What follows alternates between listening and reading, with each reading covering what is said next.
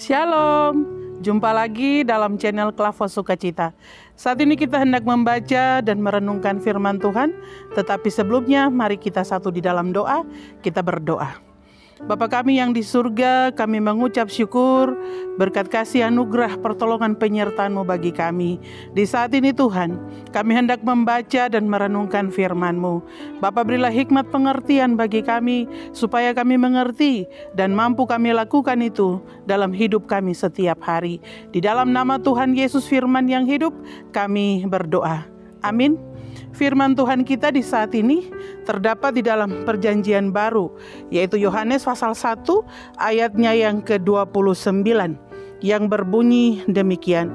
Pada keesokan harinya, Yohanes melihat Yesus datang kepadanya dan ia berkata, "Lihatlah anak domba Allah yang menghapus dosa dunia." Demikianlah firman Tuhan. Sahabat Klavos yang Tuhan Yesus kasihi, tema perenungan kita di saat ini yaitu kesaksian tentang Yesus Sang Juru Selamat. Kesaksian tentang Yesus Sang Juru Selamat. Yohanes terus bersaksi tentang Yesus, bahwa Yesuslah anak Allah atau Yesuslah yang akan menghapus dosa dunia.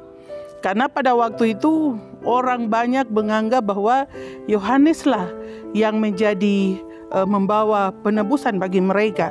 Tetapi Yohanes sekali lagi menekankan bahwa Yesuslah anak domba Allah yang akan menghapus dosa dunia.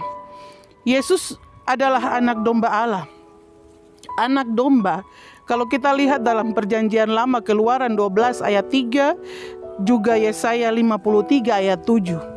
Anak domba berarti suatu persembahan yang dipakai untuk dipersembahkan untuk Tuhan.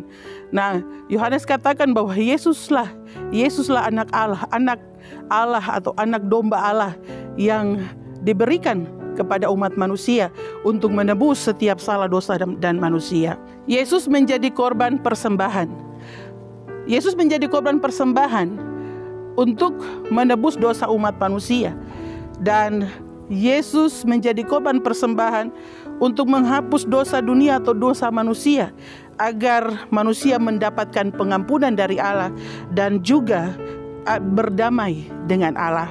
Saudara-saudara, sahabat Klavos yang Tuhan Yesus kasihi, Yesus yang tidak berdosa harus menderita untuk menebus dosa saudara dan saya. Oleh karena itu, selama kita hidup, janganlah kita sia-siakan pengorbanan Yesus. Saudara yang Tuhan Yesus kasihi, kita yang telah menjadi percaya dan menerima Yesus Kristus sebagai Tuhan dan Juru Selamat, maka tugas kesaksian itu menjadi tugas kita bersama.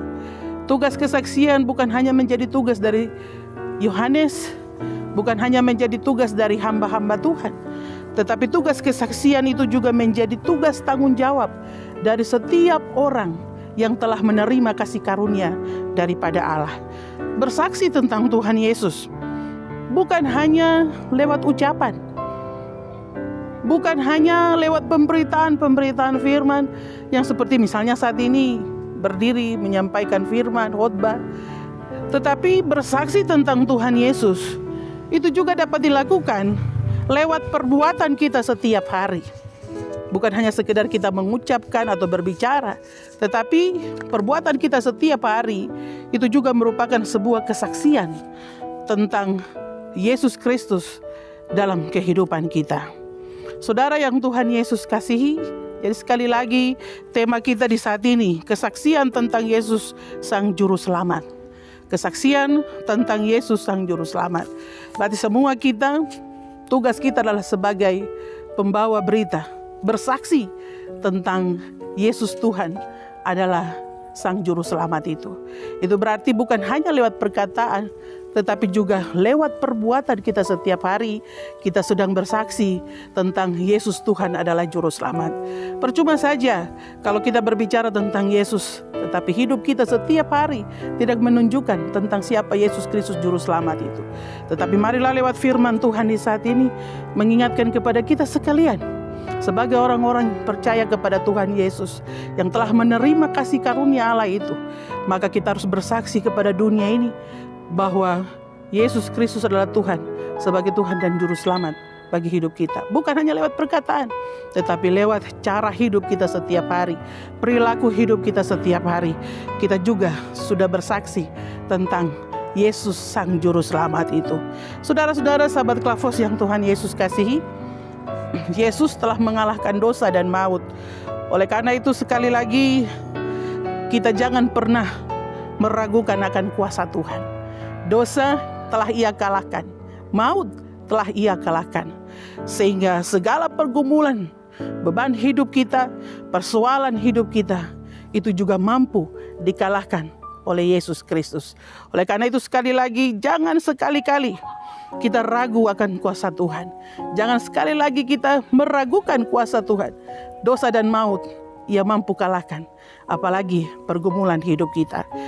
Yesus pasti menyelesaikannya bagi kita.